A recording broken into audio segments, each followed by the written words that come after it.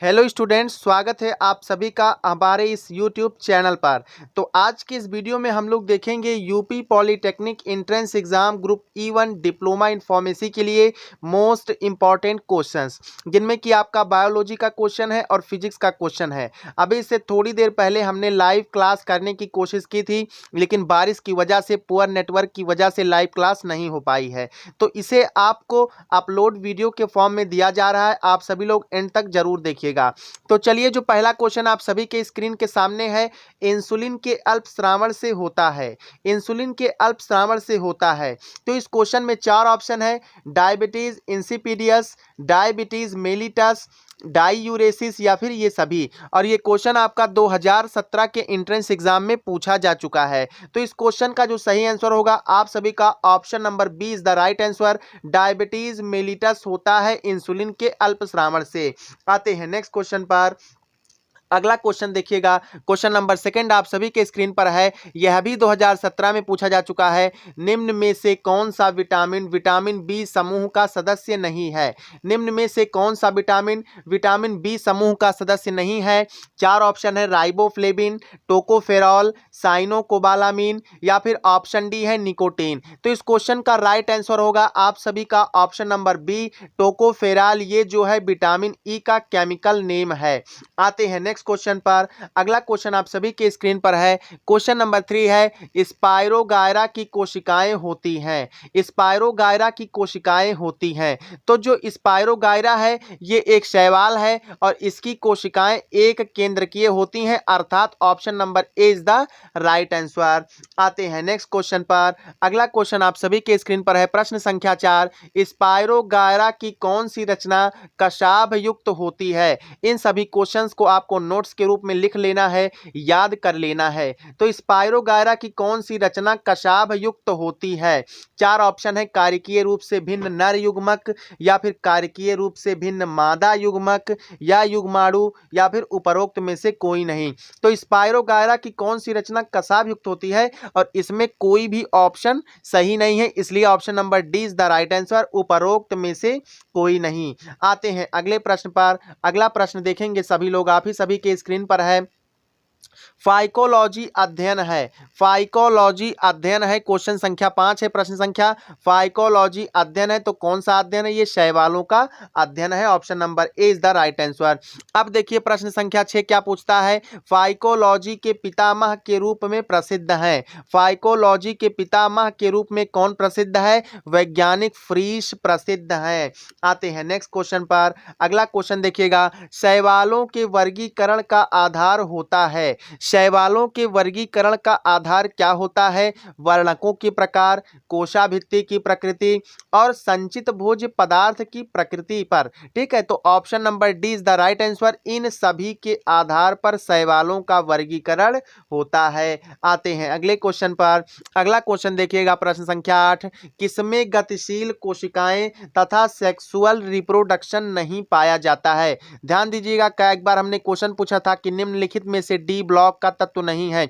सबके सभी लोग गलत कर दिए थे, जबकि पूछा था कि नहीं है, इसलिए नहीं शब्द को, पूरे सेंटेंस को ध्यान से पढ़ना है। तो किसमें गतिशील कोशिकाएं तथा सेक्सुअल रिप्रोडक्शन नहीं पाया जाता है? तो इस क्वेश्चन का प्रश्न संख्या 8वें का जो सही आंसर होगा आप सभी का option number B is the right answer, Myxophyceae में। आते हैं अगले प्रश्न पर। अगला प्रश्न देखिएगा, प्रश्न संख्या 9 है। समुद्री खजूर का वानस्पतिक नाम क्या है? What is the botanical name of समुद्री खजूर? हिंदी में बोल दिया हूं, बुरा मत मानना, ठीक है। समुद्री खजूर का वानस्पतिक नाम है तो क्या है? पॉलीसाइफोनिया है, या पोस्टेल्सिया है, या एक्टोकार्पस है, या फिर मैक्रोसिस्टिस है। जो इस क्वेश्चन का राइट आंसर होगा आप सभी का ऑप्शन नंबर बी, पोस्टेल्सिया समुद्री खजूर का वानस्पतिक नाम है। आते हैं अगले प्रश्न पर। अगला प्रश्न देखेंगे सभी लोग ध्यान से। अगार अगार प्राप्त किया जाता है। क्वेश्चन नंबर 10 है, अगार अगार प्राप्त किया जाता है गाइगर टीना से, या फिर जिलेडियम से, या फिर ग्रेसिलेरिया से, या फिर इन सभी से। तो स्टूडेंट्स, इन सभी क्वेश्चन, इसका क्या आंसर सही होगा इसका आपको कमेंट सेक्शन में बताना है। अगार अगार किससे प्राप्त किया जाता है? इस क्वेश्चन का राइट आंसर आप सभी को कमेंट सेक्शन में बताना है, क्योंकि आपको भी तो कुछ करना है। अब चलिए प्रश्न संख्या 11 पर, किस वर्ग के सदस्यों से आयोडीन प्राप्त की जाती है?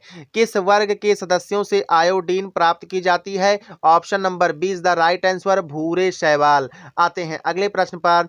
अगला प्रश्न देखिएगा, टी2 जीवाणु भोजी विषाणु का प्रयोग करके किसने यह सिद्ध किया कि इसका संक्रामक भाग डीएनए होता है? वायरस पढ़ाते समय मैंने बताया था कि किसने सिद्ध किया था, या फिर बताया था कि आनुवंशिक पदार्थ डीएनए होता है, इसकी खोज किसने की थी? तो option number C is the right answer, Hershey तथा चेस ने प्रयोग करके बताया था। अगर आपने नहीं पढ़ा तो आप जो है प्लेलिस्ट में जाकर के देख लीजिएगा। चलिए आते हैं अगले क्वेश्चन पर। अगला क्वेश्चन देखिए, प्रश्न संख्या 13 है, विषाणु होते हैं पूर्ण परजीवी, पूर्ण मृतोपजीवी या अपूर्ण मृतोपजीवी या फिर अपूर्ण परजीवी? तो क्वेश्चन नंबर 13 का जो सही आंसर होगा आप सभी का ऑप्शन नंबर, जल्दी से कमेंट करके बताइएगा क्या होगा? अपूर्ण मृतोपजीवी होते हैं। विषाणु अपूर्ण मृतोपजीवी होते हैं। आते हैं अगले प्रश्न पर। अगला प्रश्न देखिएगा, प्रश्न संख्या 14 है, निम्न में से कौन सी विषाणु जनित रोग है? निम्न में से कौन सा विषाणु जनित रोग है? देखिए ये पोलियो है, पोलियोमाइलाइटिस से, हाइड्रोफोबिया रेबीज से, चेचक है, चेचक के विषाणु का क्या नाम है? आप कमेंट करके बताइएगा। तथा इसके टीके की खोज किसने की थी मैंने बताया था, आपको कमेंट सेक्शन में बताना है। और ऑप्शन नंबर डी है ये सभी। तो इस क्वेश्चन का जो राइट आंसर होगा, निम्न में से कौन सी विषाणु जनित रोग है? तो ये सभी, क्योंकि पोलियो, चेचक, हाइड्रोफोबिया ये सभी विषाणु से होने वाले रोग हैं। आते हैं अगले प्रश्न पर। अगला प्रश्न सभी लोग बताएंगे, एड्स का कारण है, एक्वायर्ड इम्यूनोडेफिशिएंसी सिंड्रोम का कारण क्या है? T4 लिम्फोसाइट्स की कमी, या फिर जीवाणुओं का संक्रमण हो जाता है, या राइबोफ्लेविन जो कि विटामिन बी समूह का है, या फिर हाई ब्लड प्रेशर? तो इस क्वेश्चन का जो सही आंसर होगा आप सभी का option number A is the right answer, T4 lymphocytes की कमी। ठीक है, तो इसमें क्या होता है कि T4 लिम्फोसाइट्स की कमी हो जाती है। ठीक है, प्रतिरक्षा तंत्र एकदम से ध्वस्त हो जाता है, इसी के कारण एड्स होता है। आते हैं नेक्स्ट क्वेश्चन पर। अब वैसे विषाणु की बात करें तो HIV इसका कारक होता है, एड्स का। आते हैं अगले क्वेश्चन पर। अगला क्वेश्चन देखिएगा, वायराइड में न्यूक्लिक अम्ल की प्रकृति है। वायराइड्स में न्यूक्लिक अम्ल कैसा पाया जाता है? एक रज्जुकीय डीएनए या फिर सिंगल स्टैंडर्ड डीएनए, एक रज्जुकीय आरएनए या फिर सिंगल स्टैंडर्ड आरएनए, या द्विरज्जुकीय डीएनए या द्विरज्जुकीय आरएनए जो कि डबल स्टैंडर्ड डीएनए या आरएनए कहलाता है। तो क्वेश्चन नंबर 16 का सही आंसर आप सभी को बताना है। तो इस क्वेश्चन का राइट आंसर है ऑप्शन नंबर बी, एक रज्जुकीय आरएनए पाया जाता है, या कह लीजिए सिंगल स्टैंडर्ड आरएनए पाया जाता है। आते हैं अगले क्वेश्चन पर। अगला क्वेश्चन देखिएगा, प्रश्न संख्या 17, निम्न में से कौन सा रोग विषाणु से होता है? गन्ने का रेड रॉट, या आलू की विलंबित अंगमारी, या गेहूं का काला किट, या फिर पपीते की लीफ कर्ल? तो इस क्वेश्चन का राइट आंसर होगा आप सभी का ऑप्शन नंबर बी, आलू की विलंबित अंगमारी। ये मैंने अरिहंत की पुस्तक के हिसाब से छांटा हुआ है। इस क्वेश्चन में अगर आपको डाउट लगे तो आप जो है सर्च करेंगे, और अगर आपको क्वेश्चन गलत लगता है तो आप कमेंट सेक्शन में जरूर बताइएगा। चलिए आते हैं अगले क्वेश्चन पर। प्रश्न संख्या 18 आप सभी के स्क्रीन पर है, विषाणु अधिकतर संचरित होते हैं। विषाणु अधिकतर संचरित होते हैं, किससे संचरित होते हैं? कमेंट में आप ही को बताना है, क्योंकि इजी क्वेश्चन है। चलिए आते हैं अगले क्वेश्चन पर। क्वेश्चन नंबर 19 है, यह भी इजी है, लेकिन अब कितना आप कमेंट में बताएंगे हम बता रहे हैं। मृदा में उपस्थित अपघटित कार्बनिक पदार्थ सामान्यतया कहलाता है। मृदा में उपस्थित अपघटित कार्बनिक पदार्थ सामान्यतया कहलाता है क्या? फिनॉल कहलाता है, या कैलोस कहलाता है, या स्टार्च कहलाता है, या ह्यूमस कहलाता है? तो option number D is the right answer, humus कहलाता है। मृदा में उपस्थित अपघटित कार्बनिक पदार्थ ह्यूमस कहलाता है। आते हैं अगले प्रश्न पर। अगला क्वेश्चन देखिएगा सभी लोग ध्यान से, एमटीपी का पूर्ण नाम है। एमटीपी का पूर्ण नाम है, चार ऑप्शन है, medical termination of pregnancy, medical treatment of pregnancy, या मोस्ट टैलेंटेड पार्ट्स, या ऑल ऑफ एबव। तो एमटीपी का जो पूर्ण नाम है मेडिकल टर्मिनेशन ऑफ प्रेगनेंसी है, चिकित्सा चिकित्सकीय सगर्भता समापन। तो आप सभी लोग ध्यान से याद करेंगे, क्योंकि जो हमने ये तीनों नीचे का ऑप्शन है इनमें से आपका यही देगा, बस स्पेलिंग में डिफरेंस कर देगा, इसलिए आपको स्पेलिंग भी साफ साफ याद करके रखना है। तो इस तरीके से भी क्वेश्चन पूछा जा सकता है, क्योंकि ऑनलाइन एग्जाम है, कुछ कहा नहीं जा सकता है। प्रश्न संख्या 21 को देखिएगा, निम्न में से किसकी संपीड्यता अधिक होती है? निम्न में से किसकी संपीड्यता अधिक होती है? क्या सॉलिड को, या लिक्विड, या फिर नन ऑफ दीज, या फिर गैस? यानी किसको सबसे अधिक प्रेस किया जा सकता है, किसको किया जा सकता है? Option number C is the right, gas को सबसे अधिक संपीडित किया जा सकता है, संपीडित किया जा सकता है। तो इसलिए निम्न में से किसकी संपीड्यता अधिक होगी? आप सभी का gas is the right answer. ये द्रव्य के सामान्य गुण चैप्टर से हैं, ठीक है। आगे से जितने प्रश्न हैं सब द्रव्य के सामान्य गुण चैप्टर से यानी फिजिक्स के हैं, सबको याद करना है। मच्छर पानी की सतह पर अंडे दे सकते हैं। मच्छर पानी की सतह पर अंडे दे सकते हैं, परंतु जब पानी की सतह पर तेल डाल दिया जाता है तो मच्छर अंडे नहीं दे पाते हैं। क्या कारण हो सकता है? देखिए, ये हमने बनाया वाटर का सरफेस, ठीक है, ये हमने बनाया वाटर का सरफेस। आप ऐसे कल्पना कर लीजिए, क्योंकि पानी का सरफेस इसी तरीके का कुछ होता है, तो इस पर जो मच्छर आता है उड़ करके वो अपना अंडा इस सतह पर दे देता है। लेकिन जब यहाँ पर हम तेल गिरा देते हैं, इसकी सतह पर ऑयल गिरा देते हैं, तब ये जो मच्छर है ये अंडा नहीं दे पाता है। तो क्या कारण है? 4 ऑप्शन है। जल का पृष्ठ तनाव बढ़ जाता है, जल की श्यानता बढ़ जाती है, जल का पृष्ठ तनाव घट जाता है, या उपरोक्त में से कोई नहीं। तो प्रश्न संख्या 22 का जो आंसर होगा वो आप सभी का जल का पृष्ठ तनाव कम हो जाता है, surface tension of the water is low, ठीक है, कम हो जाता है, इसकी वजह से मच्छर अंडा नहीं दे पाता है। आते हैं अगले क्वेश्चन पर। अगला क्वेश्चन देखिएगा, प्रश्न संख्या 23 है, निम्नलिखित में से किस पदार्थ की केशनली में जल ऊपर चढ़ने के स्थान पर नीचे गिरेगा? कौन सा पदार्थ है जिसकी केशनली में यदि जल डाला जाए तो उसमें जल ऊपर जाने के बजाय वो जल नीचे गिरेगा? तो कौन सा सही होगा?